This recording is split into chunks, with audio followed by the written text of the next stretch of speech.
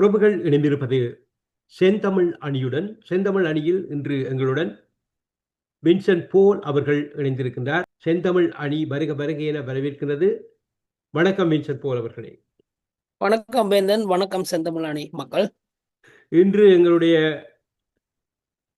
நிகழ்ச்சியில் வளைகுடா யுத்த போரும் அதன் விளைவுகளும் பார்க்க போகின்றோம். அந்த வகையில் வளைகுடா யுத்த போரில் 2 வார போர் நிறுத்தம் அறிவிக்கப்பட்டுள்ளது. அமெரிக்காவுக்கும் ஈரானுக்கும் என்ற ஒரு செய்தி வெளியாக இருக்கின்றது. இந்த பின்னணியில் என்ன நடைபெறுகின்றது, அல்லது இது ஒரு போர் தயாரிப்புக்கான கால இல்லையா என்கின்ற ஒரு வினா இருக்கிறது. இதற்குள் இஸ்ரேலின் பங்களிப்பு எந்த அளவுக்கு இருக்கிறது? ஆனால் இதை இஸ்ரேல் வரவேற்பு இருப்பதாக கூறுகின்றது. ஆனால் இஸ்ரேல் லெபனான் மீது தாக்குதல்களை ஏற்படுத்தி கொண்டிருப்பதாகவும் தெரிவிக்கப்படுகிறது. நீங்கள் எப்படி பார்க்கிறீர்கள்? இது ஒரு ஆயத்த வேலைக்கான இடைநிறுத்தமா? நாங்கள் இங்க முதல்லயே பல தடவை இதை பற்றி கதைச்சிருக்கிறோம். என்ன கதைச்சிருக்கிறோம் என்றால், எந்த ஒரு சமாதான ஒப்பந்தத்தையும் இஸ்ரேல் நடத்த விடாது அப்படின்றதை கதைச்சிருக்கிறோம். ஒன்று. ரெண்டாவது, இன்றைக்கு ரஷ்ய அதிபர் புட்டின் ஒரு செய்தி சொல்லியிருக்கிறார். நாங்கள் இந்த இஸ்ரேலை தனிமைப்படுத்தாவிட்டால் இந்த உலகம் அமைதியாக இருக்காது என்று சொல்லியிருக்கிறார். அந்த சம்பவங்களோட அடிப்படையில வருவோம்.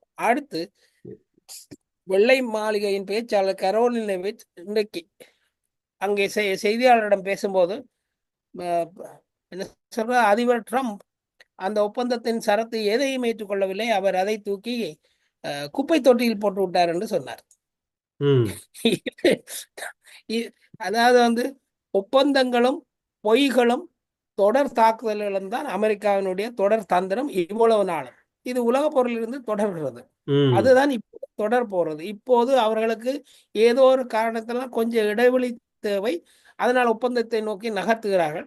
ஆனா முதல்லயே இதை பத்தி பேசப்பட்டது, இனிமேல் இந்த மாதிரியான வார்த்தை வழியான ஜென்டில்மேன் அக்ரிமெண்ட் ஒப்பந்தங்கள் எந்த வகையிலும் செயல்படுத்தப்பட முடியாது. ஏனென்றால் கடந்த கால ஒப்பந்தங்கள் எதுவுமே உண்மையாக நடக்கவில்லை. அதனால் ட்ரீட்டி என்று சொல்வார்களே, சர்வதேச அளவில் கையெழுத்திடப்பட்டு கைச்சாத்திடப்பட்ட ஆவண ரீதியான பதிவுகளோடு இந்த ஒப்பந்தங்கள் இனிமேல் நடத்தப்பட வேண்டும். அதற்கு ஒரு பலமான பின்னணியுடைய நாடுகள் சில, அந்த தலைவர்கள் முன்னிலையில், அந்த நாடுகளின் உதவியோடு அல்லது அவர்களின் முன்னிலையோடு இவை நடத்தப்பட வேண்டும் என்ற கருத்துக்கள் பரவலாக துவங்கிவிட்டன. ஆக இந்த மாதிரியான ஒப்பந்தங்களை ஈரானும் பெரிய என்ன சொல்ற சீரியஸாக எடுத்துக்கொள்ளாது. ஈரான் போட்டிருக்கும் அந்த 10 நிபந்தனைகளை வாசித்து பார்த்தீங்கன்னா, அந்த ஒப்பந்தத்தை நீ செயல்படுத்த வேண்டுமானால் முழு தோல்வியை ஒப்புக்கொள்கின்ற அளவிலே அது இருக்கிறது. ஆமாம், இந்த ஹாமஸ் முனையினூடாக போகின்ற பொழுது கூட இவர்களால் எதுவித கட்டுப்பாடையும் விதிக்க முடியாது. போருக்கு முன்பாக அது யாரும் போய் வரலாம். இப்பொழுது இப்படி யார் போவதா இருந்தாலும் $2,00,000 தொகை கட்டுப்படமாக கட்டி செல்ல வேண்டியவர்கள். அதுக்கும் ஜுவான் மணியிலோ அல்லது ரியாட் மணியிலோ தான் கொடுக்க வேண்டிய சூழல் இருக்கிறது. இந்த போர் நிறுத்தம் நடைபெற்று கொண்டிருந்தாலும் கூட இஸ்ரேல் லெபனான் மீது தாக்குதலை ஏற்படுத்தி கொண்டிருக்கிறது. ஹிஸ்புல்லா எழும்பி வரக்கூடாது என்கின்ற ஒரு நோக்கத்தோடு அடித்து கொண்டிருப்பதாக கூறப்படுகிறது. ஹிஸ்புல்லாவுக்கு வரக்கூடிய வாய்ப்பு இல்லை. ஹிஸ்புல்லாவை இவர்கள் அடித்து விடக்கூடிய ஆற்றல் இருக்கிறது. ஏனென்றால் இவர்கள் ஏற்கனவே பல தடவை போர் சென்று அடிவாங்கி வந்தவர்கள். இஸ்ரேல் ஹிஸ்புல்லாவிடம் அடிவாங்கி வந்தது. அப்படி இப்போதும் ஹிஸ்புல்லா தனது தாக்குதல்களை தொடர்ந்து கொண்டுதான் இருக்கிறது. இஸ்ரேலுடைய எண்ணம் எல்லாம், இஸ்ரேல் இரவு முழுவதும் அமெரிக்கா அதிபரோடு பேசி இந்த போரிலே இந்த ஒப்பந்தத்திலே லெபனான் மீதான தாக்குதலை அதிலே இணைத்துக் கொள்ளக்கூடாது என்பதை வலியுறுத்தி இருக்கிறது. அதற்கு தலைகளாக நின்றிருக்கிறது. இதன் பின்னணியில் தான் ட்ரம்ப் இந்த ஒப்பந்தத்தை தூக்கி கடாசியது என்பது, அதாவது குப்பை தொட்டியில் போட்டது என்ற கருத்து வெளியானது என்பார்கள். அதை விட பல வேடிக்கைகள் நடந்திருக்கின்றன. இஸ்ரேலை நோக்கி பலரும் கையை காட்டி இருக்கிறார்கள். இஸ்ரேல் இன்று ஒரு அறிவிப்பு விட்டுக்கிறது, ட்ரம்ப் வரும்போது நாங்கள் இஸ்ரேலுடைய சமாதான விருதை அவருக்கு கொடுக்கிறோம். ஏதோ ஒரு வகையில் இந்த ஒப்பந்தத்தை, இந்த மாதிரி ஒரு ஒப்பந்தம் உருவாகாமல் இருப்பதை இஸ்ரேல் தலைகளாக நின்று தடுத்து கொண்டேதான் இருக்கிறது. நிச்சயமாக இதே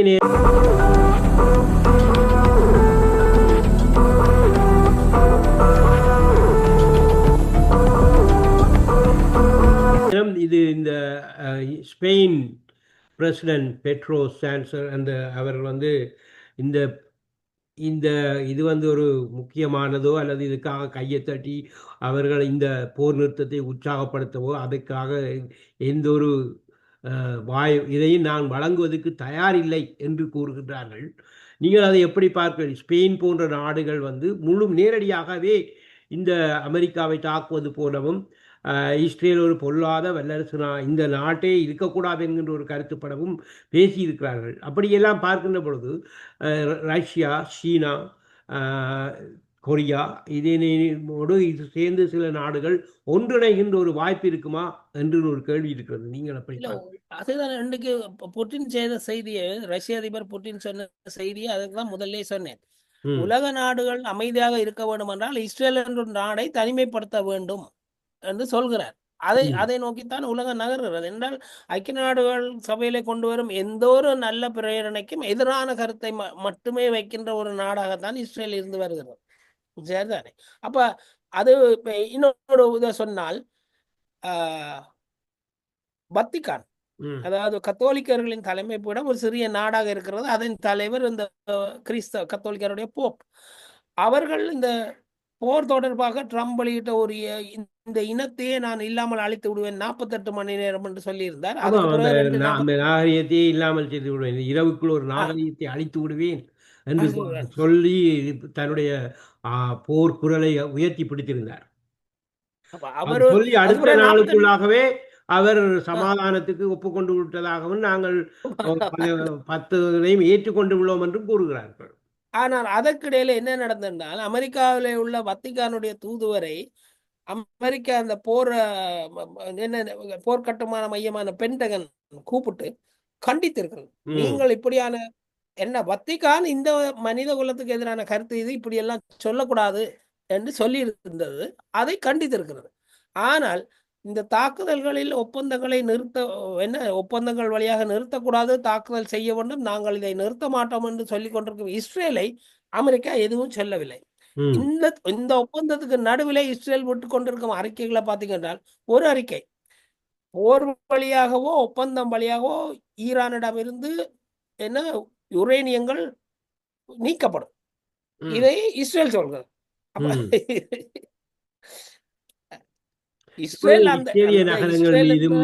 இஸ்ரேலிய நகரங்கள் மீதும் பலவிதமான குண்டு தாக்குதல்கள் நடைபெற்றுக் கொண்டிருக்கிறதை அறிகின்றோம் அல்லவா? அப்படி நடக்கின்ற பொழுது இது லெபனானில் இஸ்ரேல் நடத்திய ஆபரேஷனுக்கு எதிராக நடக்கின்றது என்று கூட முடியுமா? இது தொடர்ந்து இப்ப ஈரான் போர் நிறுத்தம் என்று சொல்லிக் கொண்டிருக்க இஸ்ரேல் பெய்ரூட் மற்றும் லெபனான் முழுவதும் நடத்திய 100க்கும் மேற்பட்ட வான்வழி தாக்குதல்களில் 254 பேர் கொல்லப்பட்டிருக்கிறார்கள். இதற்கு பதிலடியாக இன்று ஹிஸ்புல்லா தனது மிகப்பெரிய ராக்கெட் தாக்குதல்களை தொடங்கி இருக்கிறது. இப்பொழுது இஸ்ரேலை இல்லாமல் இப்போதான் தொடங்கி இருக்கிறது.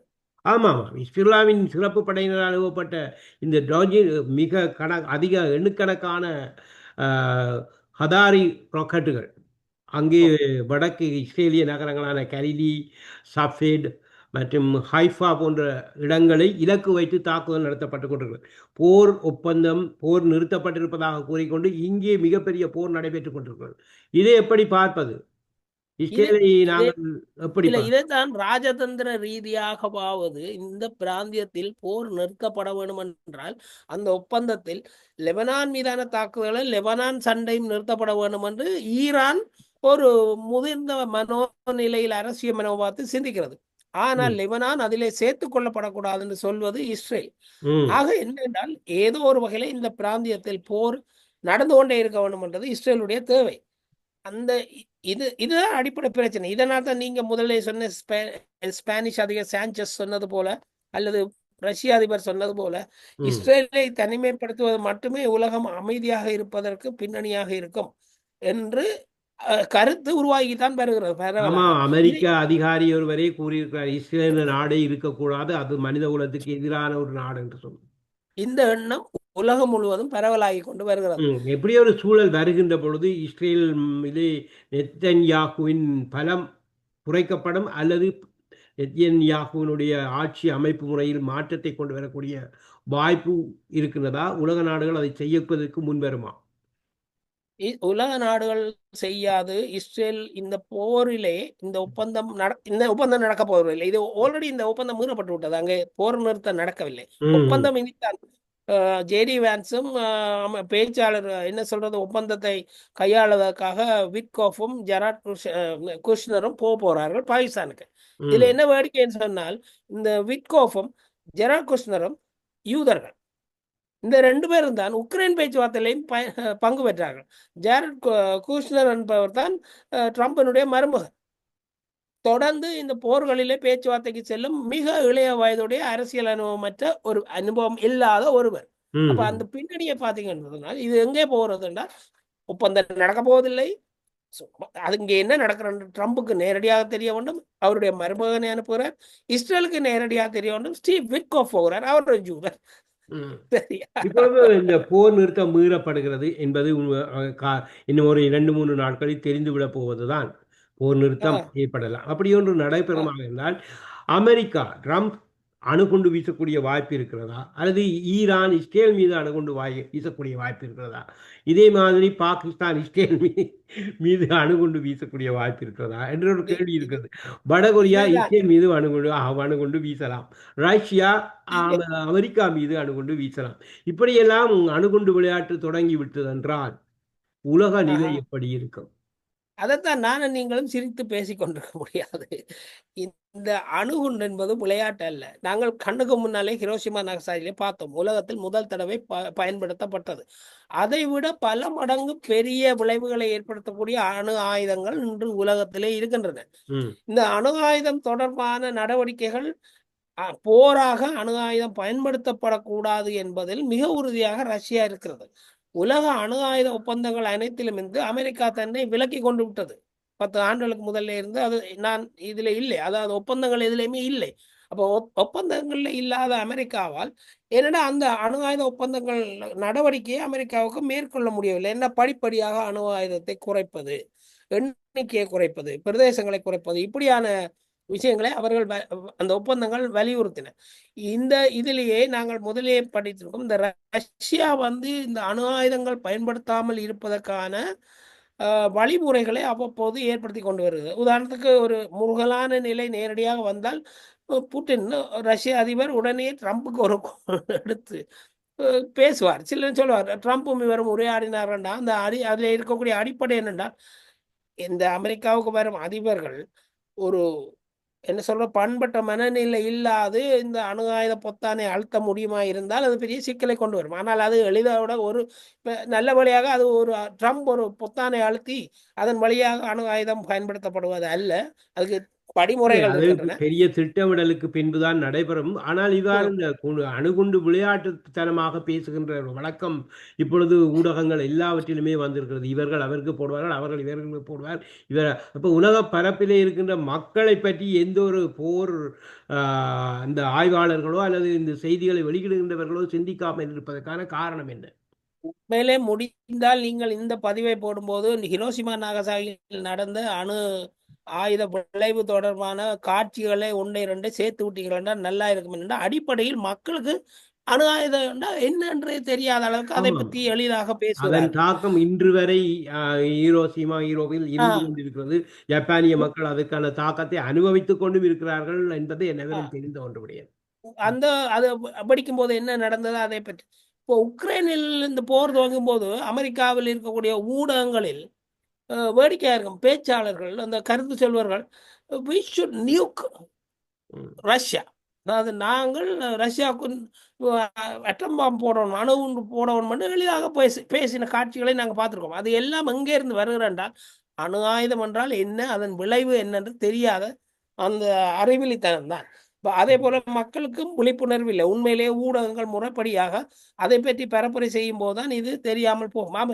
இதைத்தான் நாங்கள் கடந்த காலங்களில் பார்க்கிறோம். இந்த அணு ஆயுத ஒப்பந்தத்தில் ரேகன் போகும்போது ரேகனுக்கு கூப்பிட்டு அந்த அவர் ஒரு நடிகராக இருந்து அரசியலுக்கு வந்தவர், ஆனாலும் அவர்கள் ஒரு அந்த ஆயுத பின்னணியை பற்றி அவருக்கு புரிய வைக்கிறார்கள்.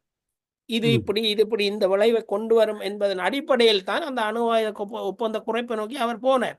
அதுக்கு பிறகு வந்த அதிபர்கள் அதிலிருந்து பின்வாங்கி விட்டார். ஆமாம், ஸ்பெயின் தலைவர் கூறியிருந்தார், உலகிற்கு தீ வைத்துவிட்டு பின்னர் ஒரு வாளி தண்ணீருடன் வந்து அதை அணைப்பவர்களைப் போல நடிப்பவர்கள் இந்த ஒப்பந்தத்தை உருவாக்க வருகிறார்களா, அல்லது இந்த உண்மை. ஒப்பந்தம் என்கின்ற ஒரு நையாண்டித்தனமாக கூறார். மற்றும் ட்ரம்ப் மற்றும் நெத்தன்யாகுவை மிக மிக கொடூரமாக தன்னுடைய தளங்களில் பேசியிருக்கிறார். மிக இன்றைக்கு மோசமாக பாருங்களேன், பேசியிருக்கிறார். தொடர்ந்து இந்த ஒப்பந்தம் பாகிஸ்தான் முன்னிறுத்தி 10 புள்ளிகளை ஈரான் வைத்ததில் இருந்து வரும் செய்திகள் அனைத்தும் ம் ட்ரம்ப் தூக்கி குப்பையில் போட்டு விட்டார். இந்த ஒப்பந்தத்தில் லெபனான் சேர்க்கக்கூடாது, இஸ்ரேல். ம் சரியா? இந்த ம் ஒப்பந்த பேச்சுவார்த்தைக்கு போகிறார்கள், ஆனால் அதன் பிறகுதான் முடிவு செய்யப்படும். அதுக்கு பிறகு லெபனான் மீது தாக்குதல். தொடர்ந்து ஒப்பந்தத்தை இல்லாமல் செய்வதற்கான வேலையை தான் அமெரிக்காவும் இஸ்ரேலும் செய்து கொண்டிருக்கின்றனர். அவர்கள் இப்படி தொடர்ந்து நேரத்தை எடுத்துக்கொள்வது, தங்களுக்கு முன் தயாரிப்புக்காக நேரத்தை எடுத்துக்கொள்வதைத்தான் இவர்கள் பார்ப்பார்கள். நீங்க பாத்தீங்கன்னா எப்பவுமே எதையாவது பேசிக்கொண்டு இன்னொன்றை செய்து கொண்டிருப்பதுதான் அமெரிக்காவுடைய வாடிக்கை. ம் ம் ம் அதைத்தான் இங்கேயும் பார்க்க வேண்டும். இது ஒரு உங்களுக்கு இது தெரியும் தானே, முக்கியமான இந்த விடயம். ம் இஸ்ஃபாகான் அந்த விமான நிலையத்தில் போய் விமானங்கள் விழுந்தது, ஹெலிகாப்டர் விழுந்தது, அமெரிக்கா வந்தது போனது, அது எல்லாத்தையும் பார்த்தீங்கன்னா அதன் உடைய பின்னணியை பற்றி சொல்லி பார்த்தார்கள் என்று சொன்னால், ஈரானுடைய அணு ஆயுத நிலையம் இஸ்ஃபாகானில் இருக்கிறது. அணு ஆயுத அணு என்ன சொல்றோம், செறிவூட்டல் மையம், சரிதானே, யுரேனிய செறிவூட்டல் மையம் இருக்கிறது, அணு பரிசோதனை நிலையம். அங்கே இருந்து அந்த யுரேனியத்தை கடத்தி கொண்டு போகத்தான் இவர்கள் போய் இறங்கி அது ஃபெயிலியர் ஆகி ம். அந்த நேரம் அந்த விமானங்கள் எல்லாம் வெடி வைத்து போட்டு விட்டுட்டு போனார்கள். அது ஈரான் இவர்கள் நினைத்தார்கள் ஹாலிவுட் படத்தில் போவது போல நாங்கள் போய் இறங்கி அதை எடுத்துக்கொண்டு போவோம். அது அது நடக்க இல்லை. அது பாத்தீங்கன்னா அதுக்கு முதல்ல விட்டு கொண்டு வந்த அறிக்கை எதுலையும் இது வரை இல்லை. அப்ப இந்த மொத்த போருமே ஈரானில் ஆட்சி மாற்றம் இதுதான் சொன்னாங்க. இந்த போர் துவங்கப்பட்டது பிறகு இஸ்ரேல் கொக்கரிக்கிறது, ஈரானிடம் இருக்கும் யுரேனியத்தை எடுக்க வேணும். பிறகு இந்த போர் தொடர்பாக ஹுமுஸ் வளைகுடா மூடப்பட்டது.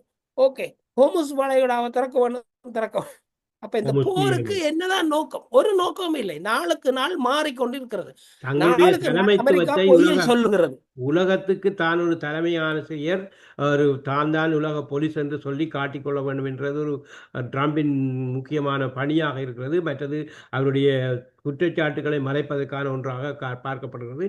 இதே நேரம் ஐக்கிய அரபு அமீரகம் UAE வந்து இந்த பயங்கரவாத தாக்குதல்களுக்கு ஈரான் நஷ்டஈடு வழங்க வேண்டும் என்று கேட்டிருக்கிறது. என்றால் பல நாடுகளில் உள்ள அமெரிக்க தளங்கள் மீது ஈரான் தாக்குதல்களை மேற்கொண்டிருந்தது அல்லவா? இப்படி நாடுகள் கேட்கின்ற ஒரு நிலைக்கு வருகின்ற பொழுது ஈரானால் தாக்கு பிடிக்க முடியுமா? ஈரான் அதை கட்டுப்படுத்தும் என்று நம்ப முடியுமா? இல்ல, அதுல ஒரு திருத்தம், அது பயங்கரவாத தாக்குதல் அல்ல. ஈரான் மீது இஸ்ரேலும் அமெரிக்காவும் துவக்கிய போரில் அமெரிக்க தளங்களை பஹ்ரைனோ எந்த நாடோ வைத்திருந்தது, அந்த தளங்கள் மீது ஈரான் தாக்கியது.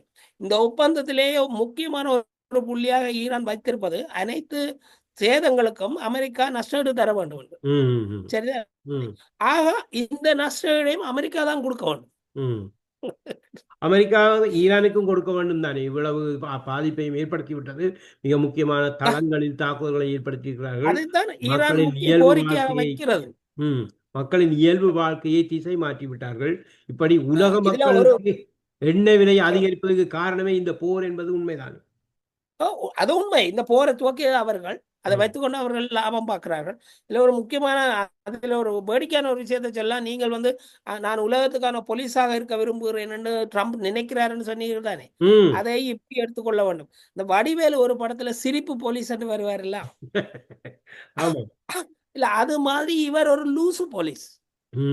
இல்ல, பலவிதமாக விமர்சனங்களுக்கு உட்படுத்தப்பட்டிருக்கிறார்கள். இந்த நிலையில் இந்த போரின் விளைவுகள் மிக முக்கியமாக கவனிக்கப்பட வேண்டும். இந்த யுத்த நிறுத்தம் என்ற போர்வைக்குள் நடைபெறப் போகின்ற அடுத்தடுத்து வரப்போகின்ற நாட்கள் எப்படி அமையும் என்பதை கூறிக்கொண்டே முடியாத நிலை இருக்கிறது. இந்த நிலையில் எண்ணெய் கப்பல்கள் சென்று வரக்கூடிய வாய்ப்பு கிடைக்கும் பொழுது உலகம் முழுவதும் எண்ணெய் சென்று வர கிடைக்கும் என்று நம்ப முடியுமா? எண்ணெய் வள பிரச்சனைகள் அந்தந்த நாடுகளில் தீர்வு காணக்கூடிய வாய்ப்பு இருக்கிறதா? இதுல பாத்தீங்கன்னா உலகம் முழுவதும் என்று சொல்ல முடியாது. உண்மையிலே இந்த எண்ணெய் ஹோர்முஸ் வளைகுடாக்களால் செல்லும் எண்ணெய் எந்தெந்த நாடுகளுக்கு போகிறதுன்னு பார்த்தால் அந்த நாடுகள் தான் இதுல நேரடியாக பாதிப்பை கொண்டு எடுக்க போகின்றன.